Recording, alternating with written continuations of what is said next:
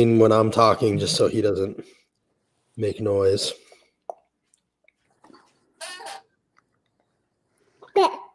That's okay if he makes noise. Okay.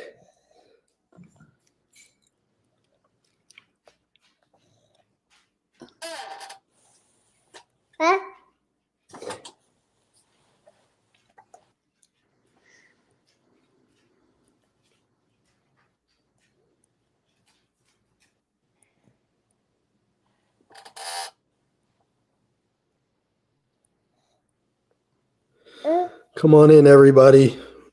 We got an exclusive live stream right here. I'm just tweeting to let people know that we're here. Okay. And, I have a special assistant today, as you can all see. But share this. Let's hear Gloria's story. She just came out of her meeting with the speaker, and we're going to hear all about it right now. But go ahead and share the feed so everybody can see what we're about to hear.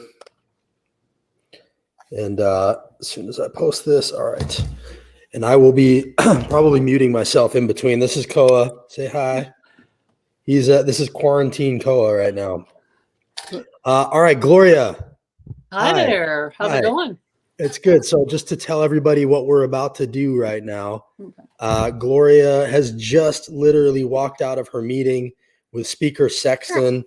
As you all know, the speaker stuck Gloria in a tiny office and her assistant in a closet for what seems to be retribution for not voting for him for speaker. Gloria was the only one who did not vote for him for Speaker of the House. And she was put in this office. She spoke out about it. At one point, moved her office into the hallway to make a point and also to be safe. And they just had a meeting. So Gloria, first of all, I guess broad strokes, give me one word to characterize the meeting. Gaslight. Gaslight. Okay. I think that's a compound word, so that's one. All right. Who was in the meeting? Their leadership was there. My leadership, Vincent Dixie and Representative Camper went along with me, and Representative Lamberth and Representative Faison was there. Doug Himes, who's from Ethics, was there. Connie Ridley, who kind of takes care of a lot of the building stuff, was there. And the communications fellow, whose name I can't remember, sorry, was also there. So it was a big room. And you were the only one kind of from your camp, or there were other Democrats there? Yeah, Vincent Dixie and Karen Camper were there as well, leadership, because I asked, I didn't get a response in email from the speaker, so I asked our leadership to make a meeting so that we could talk about it. And how was it situated? Was everybody opposite each other, around a table?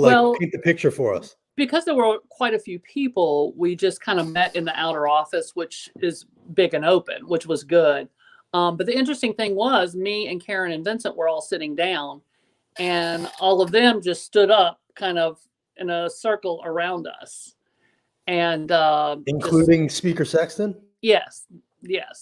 They all, in a half circle around us stood up. And so it was interesting. Okay, so how does it start? It starts with they sort of talk about concerns about my social media and me saying that certain things in the press release or the release that they sent that came from the speaker's office were lies. Okay, so let's just set that up for people. So in the wake of this happening, the speaker has put out two statements that sort of contradicted each other. And the claims that he makes in those statements are essentially that you asked for a new office different than the one you had last session, right? Which you say is not true. No, and he admitted that I didn't ask in this, but he said in that release, it didn't say I asked for another office. That's the way I read it. It also said that I complained, and I did not complain to anyone in leadership about that. I never complained about that office.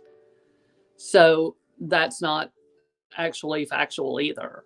So they said that you were lying about them lying which was they said, how was it he said it, that my saying that,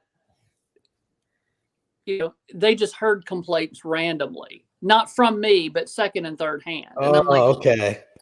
You did not, that's not me complaining. That's you hearing that I complained, but I never complained. So that's just not the case. Okay. So they said that to you, and did you answer that?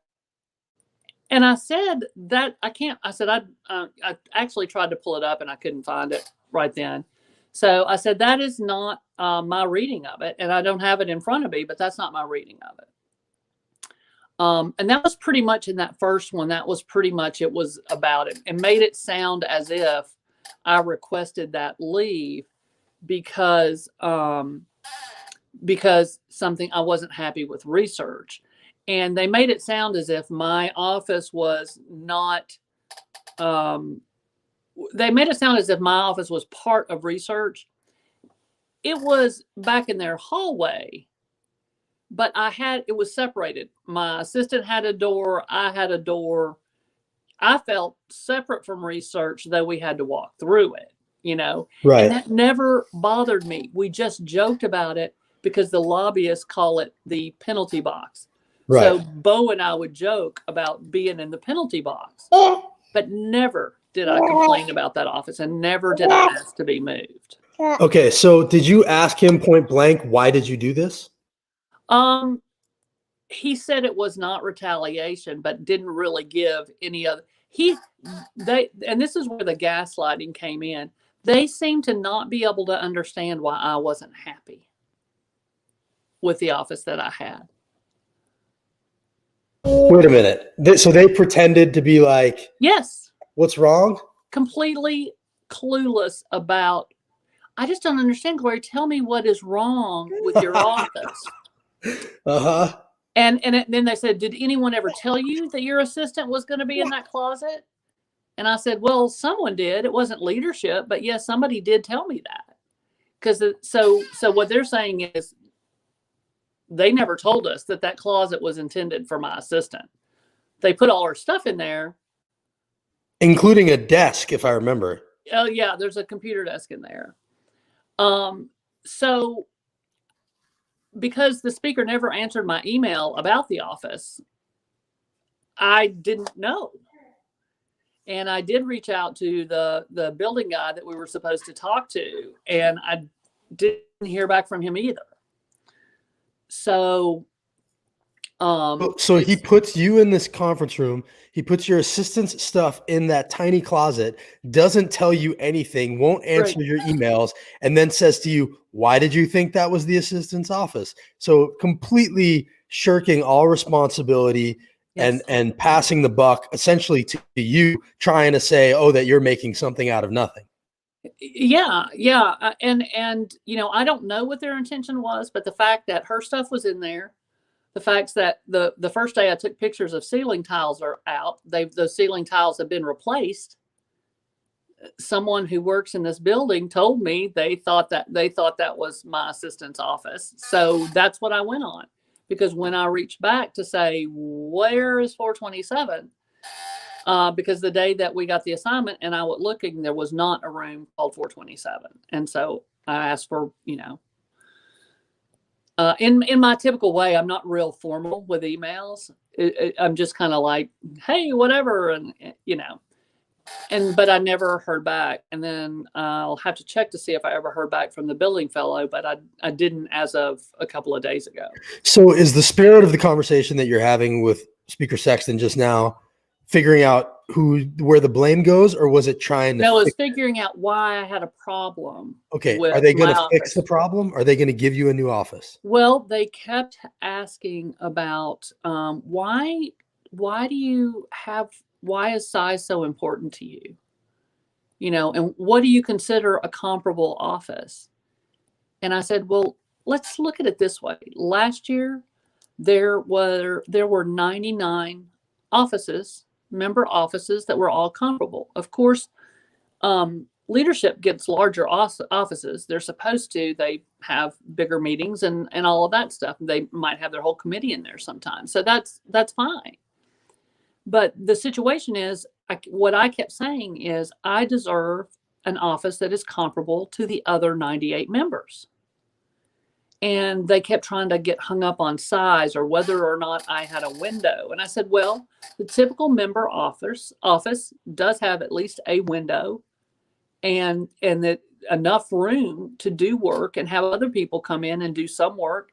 You know, you can see now that there's a desk and there's one chair. In my office last year, I had another round table with 4 chairs so people could work. I had 2 chairs for people who came in. A lot of times it's somebody from the department comes, there's 2 of them. I mean, people need to realize, like, you're sitting in your office. There are some offices, even Democrats have offices that are like 5 times that size with windows. The assistant's offices are bigger than the one you have with windows. Yes, so like right. This was very clearly intentional. And Cameron Sexton's efforts to act like, oh, I don't know what you're talking about, are completely outside the realm of believability, and are, And it was that's why like, gaslighting is what you called it.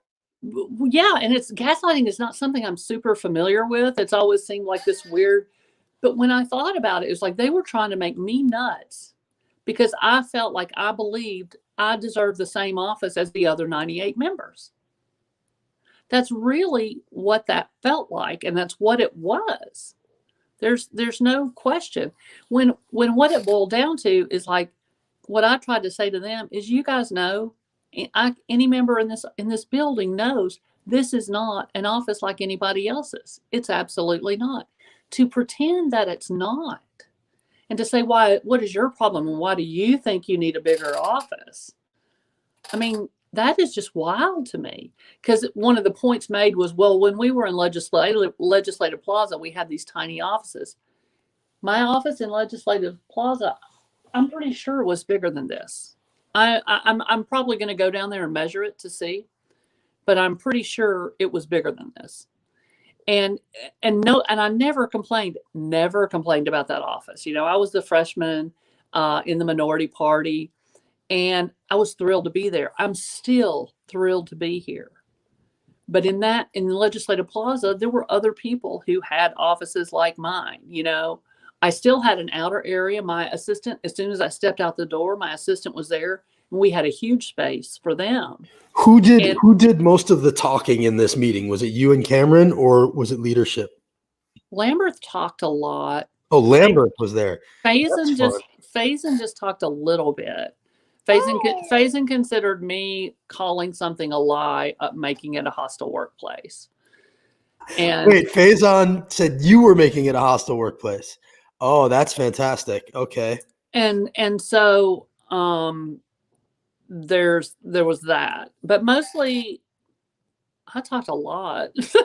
but I what I realized, because I do tend to overtalk, because I want to explain things. I want people to understand. And Cameron Sexton, Speaker Sexton, kept saying I was all over the place.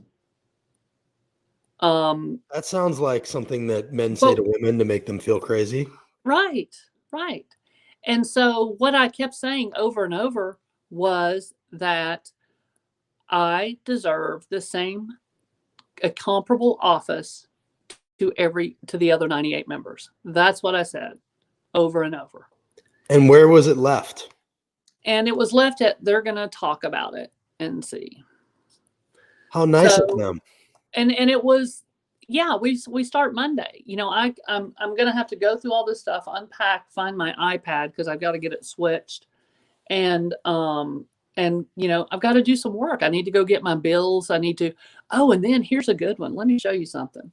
So, you know, last week I was here and I had my desk in the hall, and I put it back in the office when I left, because I was leaving for the weekend and everything.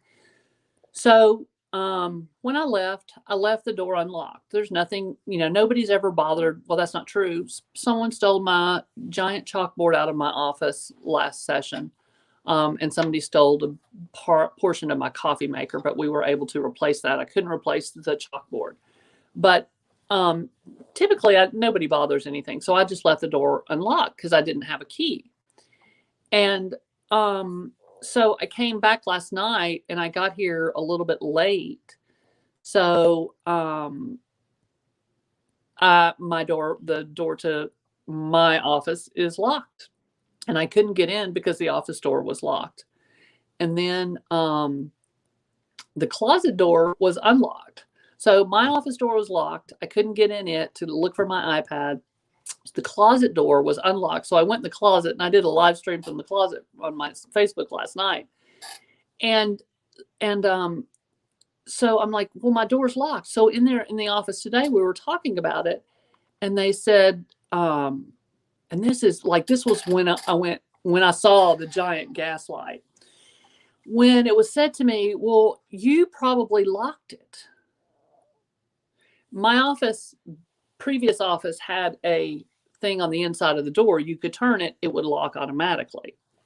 And so, I'm thinking, no, I know I left it open because I thought about not having a key. So I'm going to leave it unlocked. I get into this office today. I had somebody from maintenance let me in. You can't lock. I couldn't have locked the door because you can't lock the door without a key. And they told me, Gloria, there's a key lying on your desk.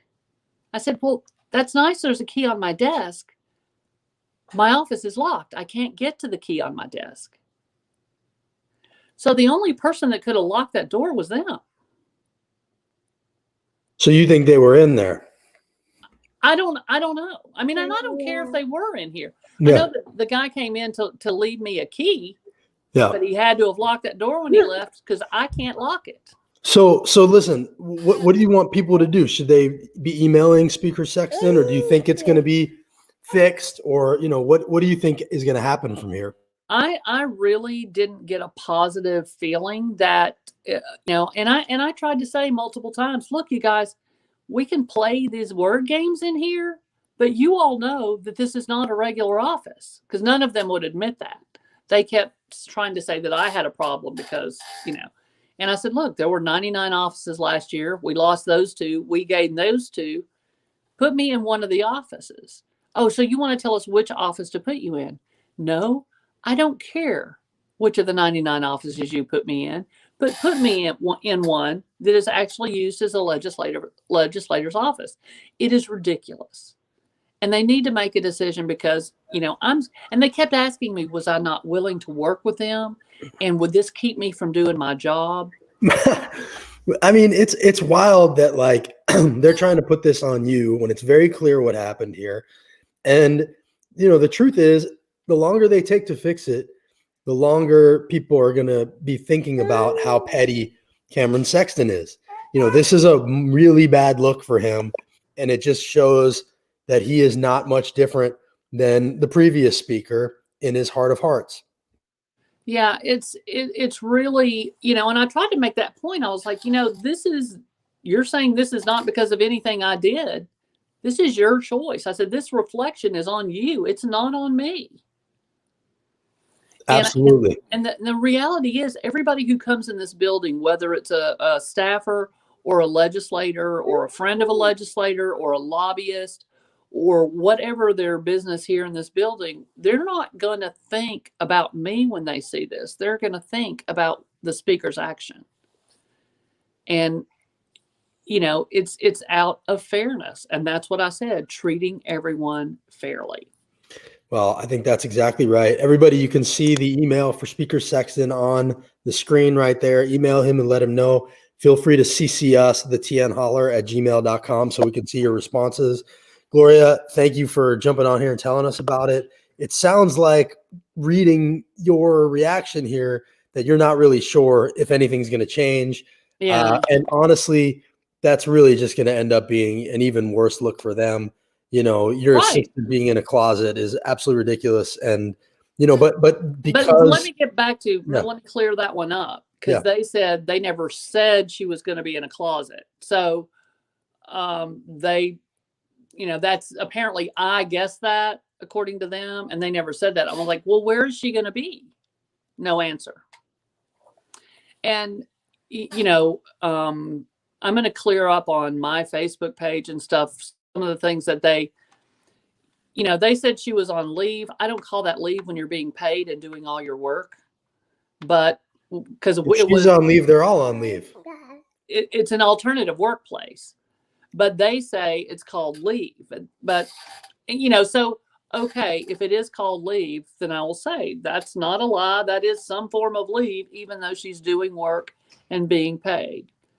And so I'm going to clear up anything that, the differences between how I read something and what they say. I'll clear those up, but it's not going to change how, how I proceed.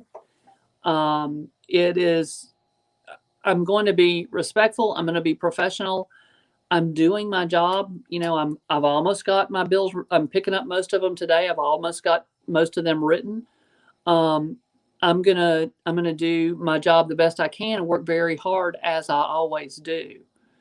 But I feel like it's only fair to fight to be treated fairly, to have the same office that every other member has for my district, and so that I can get the work done for them.